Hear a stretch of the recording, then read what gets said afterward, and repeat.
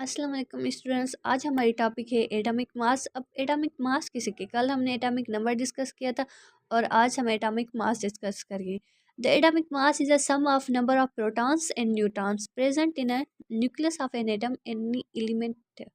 अब कोई भी आप एलिमेंट ले लो, उसमें जो न्यूक्लियस में प्रोटॉन और न्यूट्रॉन के सम को हम उसका एटॉमिक मास कहते हैं।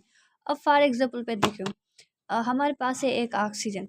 हमारे पास एक ऑक्सीजन ऑक्सीजन का एटम है, तो उसका एटॉमिक नंबर है 8 और उसका एटॉमिक मास है 17, और सॉरी 16। उसका जो एटॉमिक मास है वो 16 है। अब इसका ये तो हमने कल डिस्कस किया था कि उसका एटॉमिक नंबर जो है 8 के कैसे होगा, इस एटॉमिक नंबर किसे कहते हैं। अब उसका एटॉमिक मास 16 है, इसका क्या मतलब है? उसका उसका ये मतलब है उसके पास जो न्यूक्लियस है ना, उसके पास जो प्रोटॉन है वो 8 है। अब देखिए एटॉमिक नंबर 8 है, लाजमी है प्रोटॉन भी 8 हो गए। अब प्रोटॉन 8 है, अब 16 में से 8 को काट लें तो हमारे पास 8 बचे। तो उसके पास न्यूट्रॉन भी कितने हुए? 8। अब दोनों का सम कर लें तो 16। कि ये क्या होगा कि उसका एटॉमिक मास कितना है? 16 है। तो अब आप मैग्नीशियम का ले लें, कोई भी आप ले लें, नाइट्रोजन या मैग्नीशियम या फिर लिथियम। हम लिथियम क्या कर लेते हैं, लिथियम का जो एटॉमिक नंबर है वो 3 है, जो एटॉमिक मास है वो 7 है। अब एटॉमिक नंबर 3 है, इसका मतलब है इसके पास जो प्रोटॉन है वो 3 प्रोटॉन है। अब प्रोटॉन 3 है तो न्यूट्रॉन कितने होंगे? ये देखिए, अब 7 में से -3 करो तो क्या? 4। इसका मतलब है जो हमारे पास प्रोटॉन बचे वो, सॉरी न्यूट्रॉन बचे वो कितने बचे? 4।